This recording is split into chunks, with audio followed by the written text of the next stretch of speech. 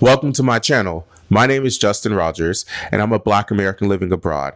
Currently, I'm based in London. However, I have travels across Ghana, the United Kingdom, and the Middle East and other parts of the world. Now, I've chosen Ghana and I've chosen London to center here because this is where all of my creativity is based out of.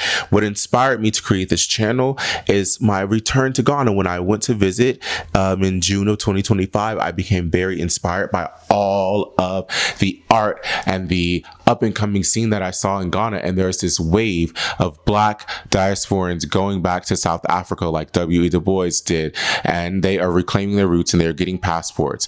And so this channel is for those who are interested in the lives of all diasporans, from the lives and the angles of people living in Ghana as an African American, from a Ghanaian, from a Nigerian. And we cover political commentary that's currently going on in the developing country and nation of Africa. And so what I like to define my channel as is one thing: it's African first thinking. And here, what that means is we put Africa first and second and third. And it comes at the end, beginning, and the middle of everything that we do, because it's woven like a tapestry and like the raffia that comes out of Africa, because we are proud and we are rooted in our ancestry. Thank you for looking at this channel. Don't forget, as you go above, click the subscribe button, because that is how we're going to grow. And as you subscribe, share this channel with someone who you might think is interested, because there is a huge community of those out there. And my mission is to bring us all together in one place.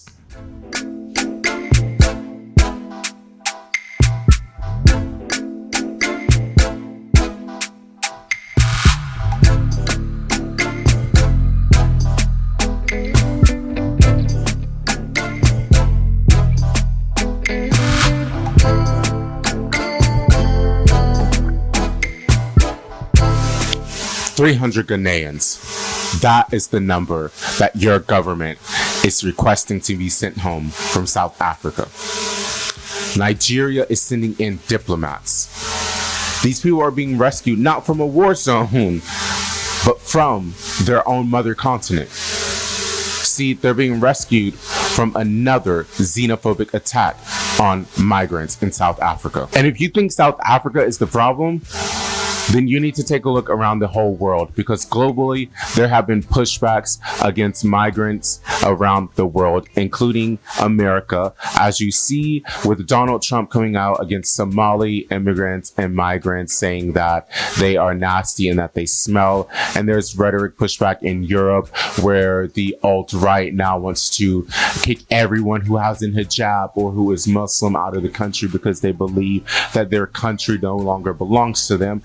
So this is not just South Africa, but South Africa is the case that we will look at today, because it is what I would like to call brother-to-brother crime.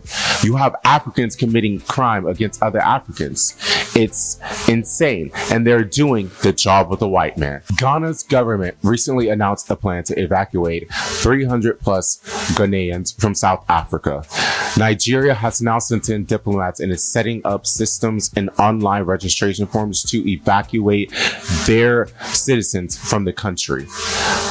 This is insane. I mean, you have South Africans beating other migrants in their own country, in their own skinfolk and kinfolk. I don't understand, because where you should place the anger is upon the systems that have allowed this to happen. The other business owners who come into the country, maybe might you say the Middle Eastern, the Indian, the Asian business owners that actually run this country and hire these migrants for cheap labor. Instead, they're doing the white man's job and they're taking the blame out on the migrant. And this is an internalized issue that is sick, and it is happening on the continent where people like Kwame Nkrumah rested in peace because he built a vision for a united Africa, where there was an Africa under one nation, where there was trade between nations, and there was no reliance on the West, and there was no corruption in the mindset of the African people. But today we see that South Africans, Black South Africans, have taken that aspect and the perspective and the mindset of the colonizer. And not just Black South Africans, this is an issue globally when you talk about the trends of African immigrants, migrants in places like America or the United Kingdom, when they're more posh and they might be doctors or lawyers or engineers. They're the ones with the money in their country and they're able to go to school in America, right? And they get to America and they assimilate and they want to marry white men. Why is that? Or white women. Why is that? Why? What is being told? What is the stereotype? What's the narrative to where whiteness is equated to success?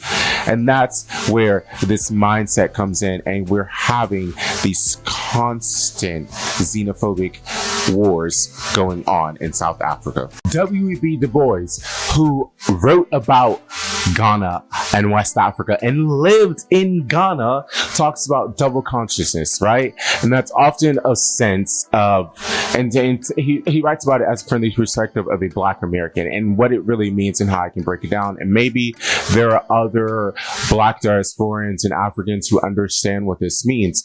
But for those who don't, what the double consciousness means is the sense of viewing yourself through the eyes of someone else, and particularly through the eyes of you live inside the web and then out of the veil and then outside of the veil. And that's what he refers to it as. And so the veil is like this shield where you can live in terms of like your homes and your communities and your churches and your stores, where you live closer to your community and it feels more intimate.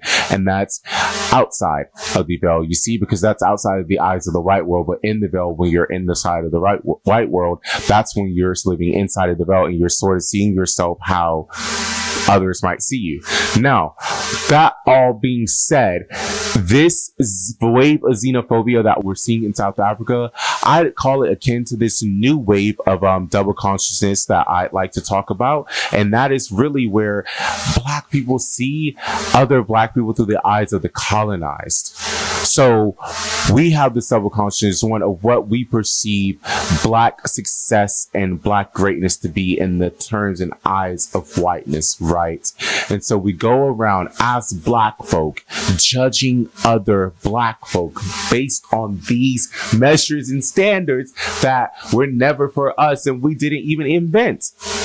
And so this is this new wave that's going on around the world, and it's not just new. You can see it in America between the Black elite, and you can see it in the United Kingdom here in London between those who are posh and those who are not as posh, and between the Black diasporans who have the money and the influence to go to places like Portugal, Medellin, Cartagena, and to Ghana and to travel and build businesses. So it's not something that we can look over. However, I want to make it aware because we're coming from a lot of different angles in terms of what's going on in South Africa. And so living in 2026 in this modern context with social media, with TikTok, we now understand what success might be and how we want to be successful. And so it creates this narrative of anything that does not look like what I see online is wrong. No matter if they're Black, no matter if they're white, no matter if they're Asian, no matter if they're yellow, they don't look like and check every box. It's wrong and it's dangerous. And that is what is ramping up this African on African, this Black on Black crime in South Africa against Ghanaian people, the Zimbabwean people, and also the Nigerian people. I want to ask you this, and I want you to genuinely sit with it. Who actually benefits from this? You think when the Ghanaian shopkeeper is run out of Johannesburg that you, the local South African businessman, benefits? The Black South African man? No. Instead, those who benefit is the system. It's the system and it's the white man, and you're doing their job for them. They don't come in, and they don't have to come in and have things like overt apartheid and racism, which means outwardly. They don't have to come out and say it. Instead, structurally, they can do it. You see, they can put in policies, they can put in places, they can have high unemployment, and they can just put this narrative and this propaganda out on social media that migrants are taking your job. And then you guys go and do their job for them. It's insane. I mean, hi. If you're new to this channel, my name is Justin Rogers, and I'm a Black American living in London that has traveled all across the world and was changed by my recent visit to Ghana. This channel is where I talk about my story. And here you will find tons of advice on how I'm navigating my brand and building a business and seeking to expand my mindset on what I call an African first basis, which means that I put Africa and Blackness at the beginning, at the center, and at the end of everything I do. Maybe you're based in America looking to repatriate. Maybe you're based in Ghana. Maybe you're a part of the Black diaspora somewhere else in the world. But join the community as we go and we build and we come back and we strive. Be sure to stay tuned to all of what's going on my channel via the Substack and the social medias that can be found on my homepage. Please, theblacknarrative.news is where you can find all of the Substack pieces, where you can see my internal thoughts before they become video. Thank you for staying tuned. Thank you for subscribing. The community doesn't benefit. Nobody benefits. Instead, you have a migrant, non-African, non-native to the community or the context of Africa come in, build this shop, and they continue to still exploit local labor.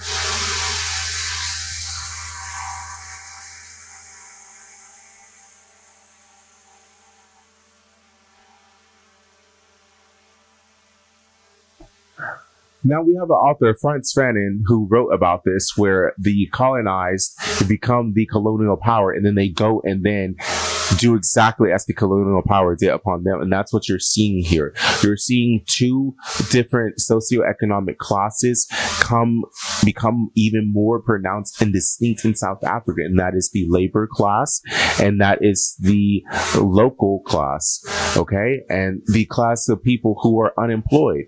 And so they are upset because in their eyes, they can't seem to get by. They have people who are coming here from outside of the country and they're quote unquote taking their jobs. But that's not the case. It's that they're being outsourced at a lower rate. And that causes the rampant unemployment that you've seen in South Africa for over the years. This is not an accident.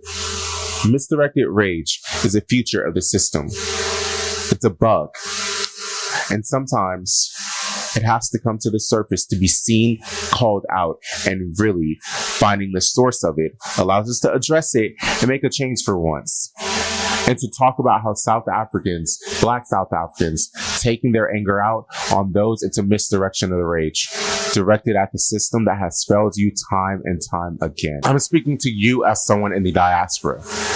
And what happened to the Zimbabwean in Durban happens to maybe a Senegalese in Paris, or a Nigerian in the United Kingdom, or a Black person, a Black American in America. It's not distinct. These are not just one-off episodes. They happen around the world. But what we are responsible for is holding our governments accountable. We must hold our governments accountable. And these systems and these processes that were built on the backs of our people must begin to serve us and to benefit us. Otherwise, we have every right to tear them down. If this video made you think, if it made you feel something, share it. Not for the algorithm, but because conversations like these are important. I'd love to know your thoughts in the comment. Let me know how you feel. Let me know, do you know someone who is experiencing this pain? How do you feel that your government should change in order to, one, prevent migration, but two, help build processes for those who want to migrate and to integrate them into the system? Or are you completely against migration? I want to know every aspect. This is The Black Narrative. Make sure that you're subscribed and make sure that you comment below and get engaged with my channel. Thank you. And make sure we have a special surprise coming at 750 subscribers. That's our next goal. So share this and subscribe, because when you're a part of that, we have a special launch coming for you. And I want to make sure that you're a part of that launch for this channel, because we are growing very fast, guys. We've grown over 100 subscribers just off of one video, and our videos are up to 1.5K views. So please be a part of the momentum. It's the best thing that you can do. You can hop on before it's a trend, right? Anyways, ciao, wagwan, peace and blessings. Stay blessed, stay black, stay grounded.